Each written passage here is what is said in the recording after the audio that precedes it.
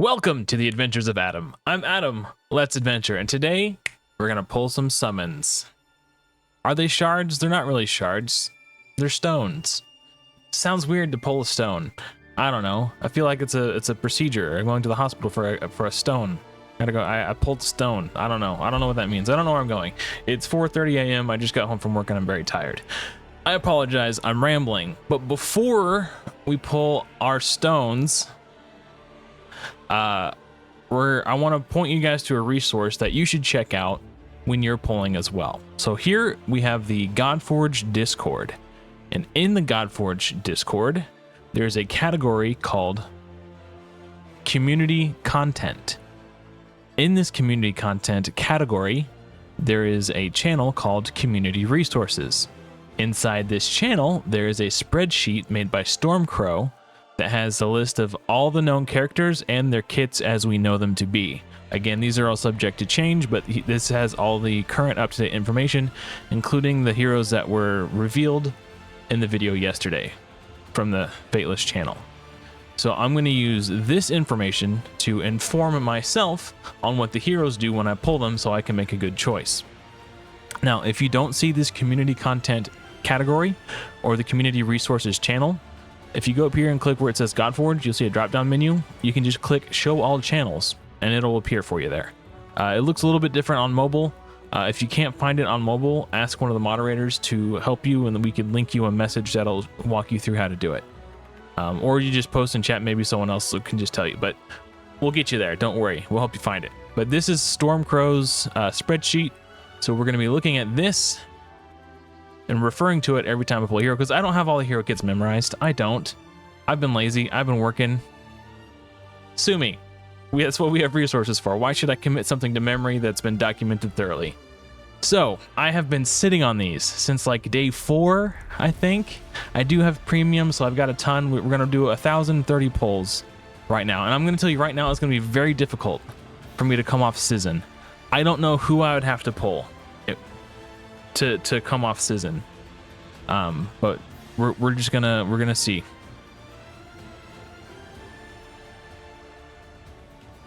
Go on use, pretty tempting, but no, I think we're gonna keep Cizin locked in. Also, if you guys saw my my waifu tier list live stream, you'll know that she was ranked an S tier. Something about her, just, I don't know, I think she's pretty. And if you saw my Godforge beard tier list live stream, you'd know that I did Nebuchadnezzar here a bit of injustice. I put him in A tier, and I since regret it. He is clearly an S tier beard.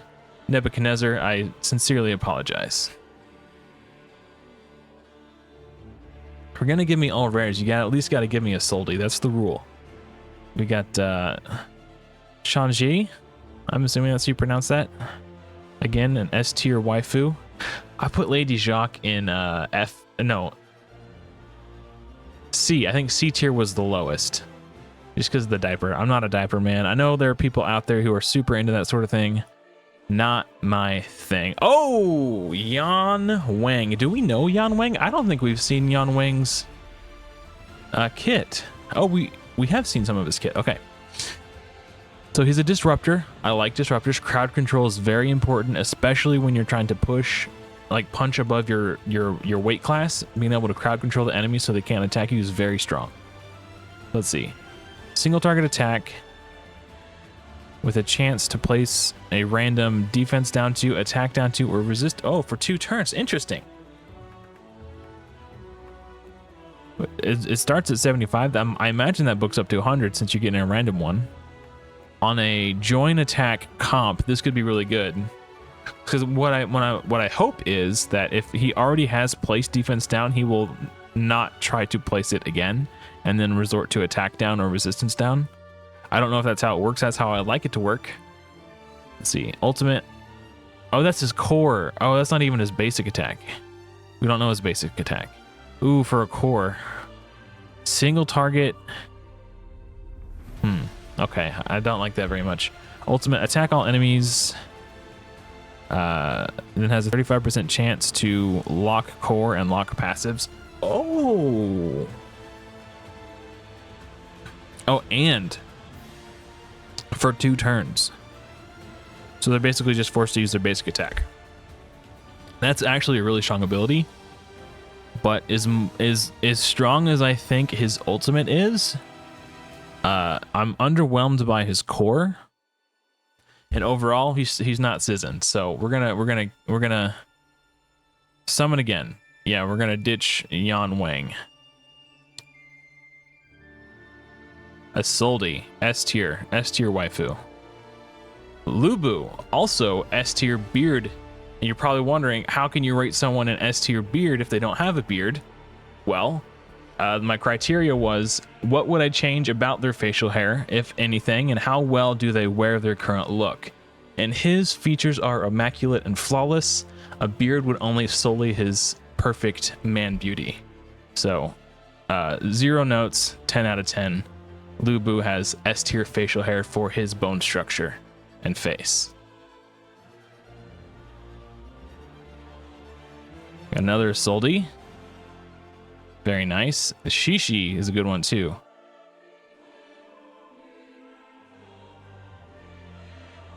Gary.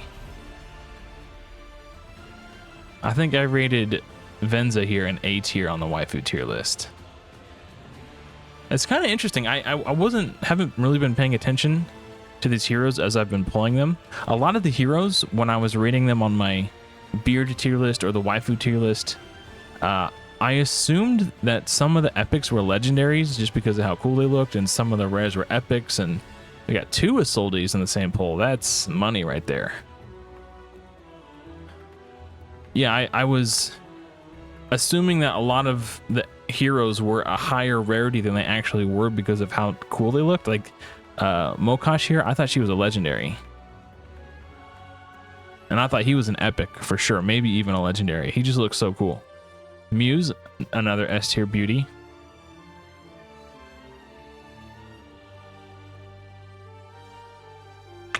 And if you guys are wondering, Adam, why haven't you done a tier list yet? Well, to be perfectly honest, I am not fond of tier lists. Wow, we still have a ton to go. I think overall they do more harm than good, and I know that's a weird stance to take.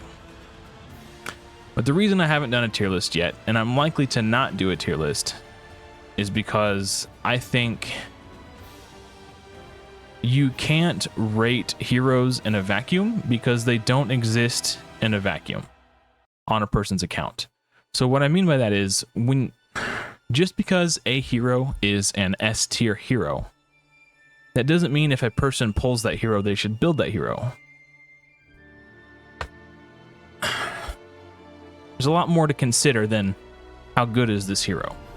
Because let's say, for example, I had Anu. I want to make this point as finessed as possible. So let's look at Anu. So Anu is a defender. 30% defense in all battles. He's got a basic attack that protects the lowest HP ally. He goes increased defense and protect 2 on all allies for 2 turns. Very strong. And his ult does Phoenix on all allies for 2 turns. And then if an ally is under protect 2, they will heal for 30% of the damage inflicted. So yeah, it's good. That's a really good defender. Let's say, hypothetically, Anu was ranked A tier, and everybody's favorite defender, Heimdall, is rated S tier. Somebody could have pulled Anu, built Anu, and have Anu in their teams. They do a summoning session, and they pull Heimdall, and they pull Cizin, for example. Cizin might be ranked A tier on their tier list, and Anu might be ranked A tier on their tier list, and they just pulled the Cizin and the Heimdall. Heimdall might be ranked S tier on a tier list. An uninformed player who doesn't understand the context of the game might look at the tier list and see that Heimdall is rated higher. And even though Heimdall and Anu fill very similar roles on a person's account, and if that person didn't have a really strong endgame AoE debuffer, Cizin is actually S tier for their account and should take a higher priority than Heimdall, because Heimdall is only a marginal upgrade over Anu. I mean, yes, it is an upgrade, but you already have a hero built filling that role. And if you're missing this other hero who would actually be better for you, that player might not build that hero because they don't understand the nuances of the game. And the people who are looking at tier lists are that type of player. The players who actually know and understand are probably not really the people looking at tier lists. They might look at a tier list to affirm an opinion they already have, but they're not going to be like, I have no idea what to do. Let me go look at a tier list. So the people who the tier lists are intended to help the most are the people I feel like they're probably the most harmful to. And maybe that's unintuitive. Maybe that's silly. But that's how I feel. And I got into content creation as a way to help as many people as possible with the least amount of effort. And I don't know. So that's why I personally don't like tier lists. I don't hold anything against the people who make them. There's clearly a demand for the content, and people think that they're good, so they want the tier lists. They think tier lists are good, so they want the tier list. But I think if a person doesn't know enough about the game to evaluate a hero and decide for themselves if they should build the hero or not, they probably don't understand the nuance and the context in which the tier list was formed, and therefore it might not help them as much as they think it will. And that it will lead them to making poor, potentially uninformed decisions for their account because the context of their own personal account wasn't taken into consideration when the tier list was formed. So yeah, that's why I haven't made a tier list yet, and that's why I probably won't make a tier list. Once we've seen all the heroes revealed and we have all the information for everybody, I will tell you guys, I'll make a wish list that covers all the heroes I would be excited to pull. But I'm not going to make a tier list. Just so you guys know what I'm looking for, what I will be excited to play with. And what I'll be excited to play with might not be the best heroes. They're just heroes that, man, they look like they'll be a lot of fun. So yeah. Man, we still got 700 more summons to go. I underestimated how many 1,000 was.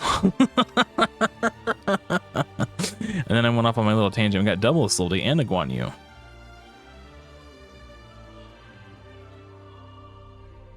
Sun Tzu, very cool. Man, it feels bad just throwing away all these heroes. It's a shame we only get to keep one. There can be only one. Also, we've pulled like 400, and we've only got one legendary in those 400.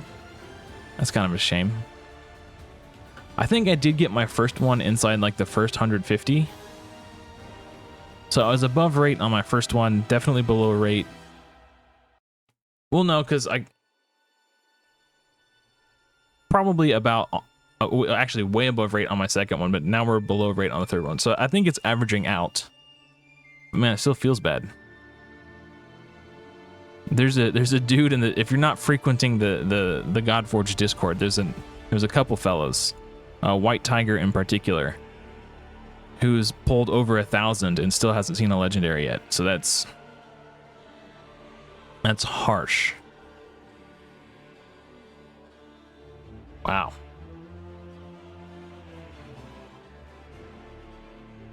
Guan Yu, my homie. Maria Marevna was really strong in the alpha. She was a little bugged. I doubt she'll be as good at launch as she was in the alpha. She was not working as intended. I wish I could see what these heroes do, man. They look so cool.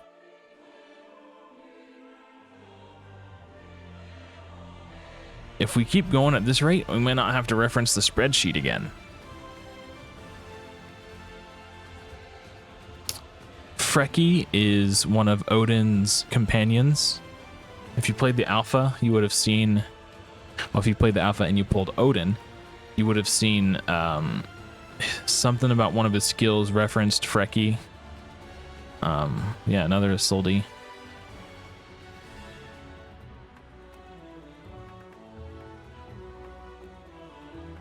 Man, it's hard out here.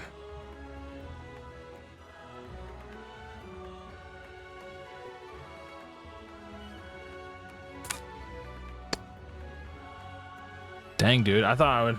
Whew. I wasn't expecting it to be this rough.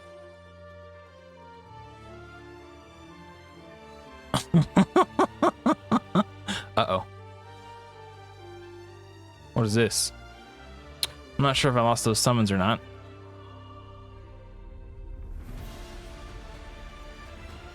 I'll have to check.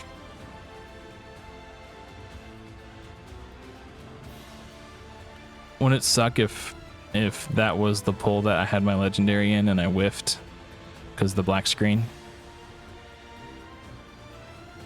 I mean, again, it's not likely I'm gonna be able to peel off of Cizin. I think Cizin is so freaking cool. And once we're done with the pulls, I'll show you the weapons, talk about my weapon choice and my imprints and everything that I've got going on and my logic behind it. Man. Am I really only going to pull one out of 1,000?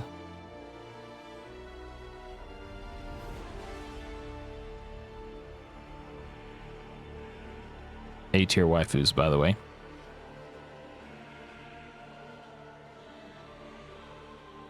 Bro.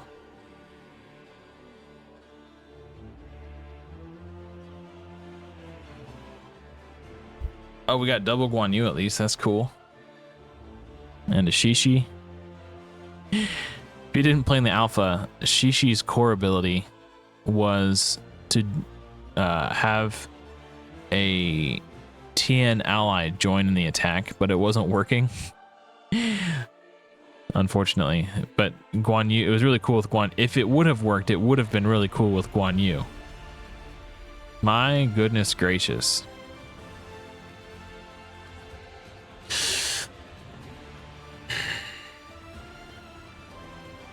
I broke the website. I think I lost those summons. So I'm gonna pay attention to the number in case it happens again. So I got 350 left. All right, 340.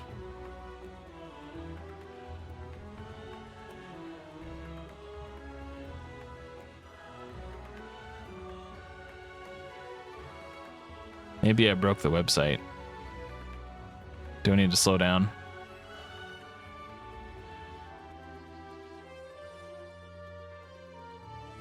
Like I'm like 90% sure I'm gonna stick with Cizin. But I would like at least like to have an opportunity to choose.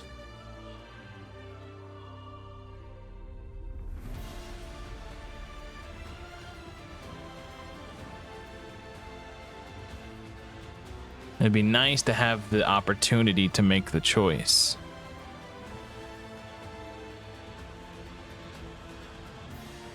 I'm assuming maybe that's what happened. I doubt that pulling a legendary caused the client to black screen. But it has happened twice, and I'm way overdue, like mathematically. Mordred is a really, really good epic. If you haven't pulled a legendary yet and you see Mordred pop up in your summons, lock him in. He is a beast.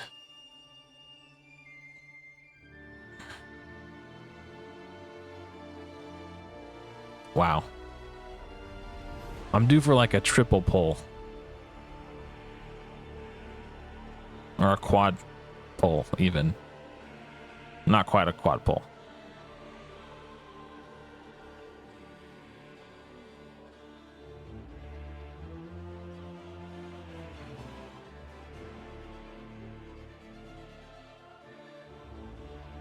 We got Diaper Lady again.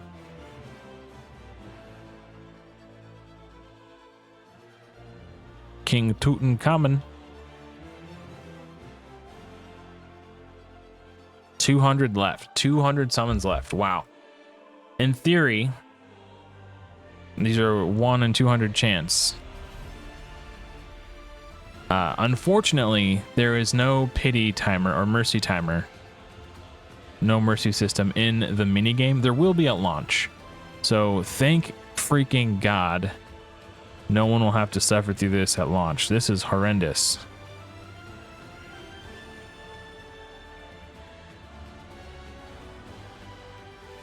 Bro. What is going on?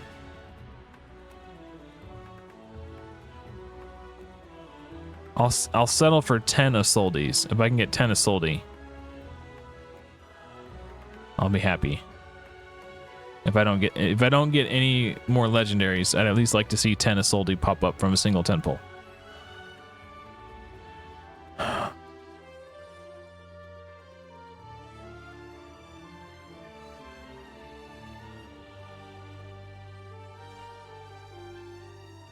Wow.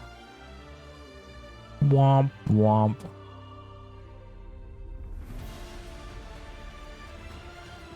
There's no way they're gonna do me dirty like this. It ultimately, the amount of legendaries you pull is irrelevant because you could only take one with you. So it's not like, and yes, I understand the counter argument, which is I would like to pull a lot so I could have my choice between the ones I do pull. But at the end of the day, you're still only taking one with you. So it doesn't matter if you pull 100 because you can only take one with you. And if you really, really, really, really want to lock in a very specific hero and you won't be satisfied unless you get that certain hero, you just need to make multiple accounts. Oh, Grendel.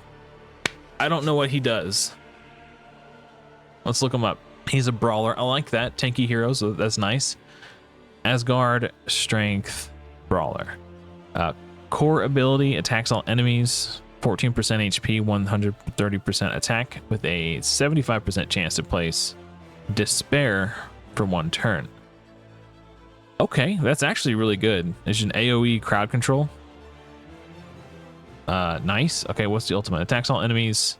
Instantly defeats heroes under 20% max HP. Does not work on bosses. Increases heroes' HP by 5% up to 6 times for each enemy defeated. Also increase HP when attacking boss. Gain 40 divinity when inflicting damage to an enemy. So he's got 2 AoEs at least. We don't know what his basic attack is. If his basic attack is an AoE, he's going to get that ult really freaking fast. I like him, but he's not as cool as Cizin. We're going to keep Cizin locked in. So we go again. Summon again. 40 left. Come on. Show Daddy some love. I was going to say Daddy needs a new pair of shoes, but I'm actually pretty content with Cizin. I thought it was going to black screen me again. At least we're getting a good Isolde count. Server's lagging or something. There he goes.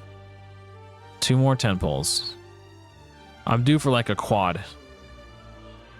I need 4 legendaries on my phone. We got 3 Chanjis and a Muse. That's a lot of S tier waifus here. Last one, guys. Womp womp. It's okay. We still got Cizin, and I'm gonna go over my choices for what I have locked in currently. So, Cizin. Let's go over his kit actually, so you can understand my logic behind all this. Right now, his base attack attacks all enemies. With a once booked, has a 60% chance to place acid on each target for 2 turns. So AoE acid on the basic attack. His core ability starts with a 4-turn cooldown. It books to 3. Attacks all enemies with a 100% chance to place Blaze 2 on each target for 2 turns. So he's got an enemy max HP debuff on his basic attack and an enemy max HP ability debuff on his core ability. And then his ultimate attacks all enemies and activate Acid and Blaze on each target. Also apply Precision on this hero for 1 turn. And then he gains 50 divinity when inflicting damage to an enemy under Acid or Blaze. And also, if an enemy is under Acid, reduce incoming healing by 50%. So that's his passive. Okay, so what have we got locked in? A lot of you might think A10 is a go-to, and I think at max level, A10 is better. Oh, I can't show you it. Hold on, let me find it. Let's go back to the community resources. I believe Unbound Sage. I don't know how to navigate his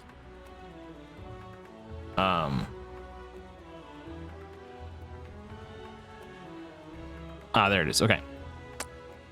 So let's go for A10 first. This is the legendary one. Damaging debuffs inflict up to 70% increased damage. So at level 1, it's 10% more damage. That's not bad. It'll always do 10% more damage. That's fine.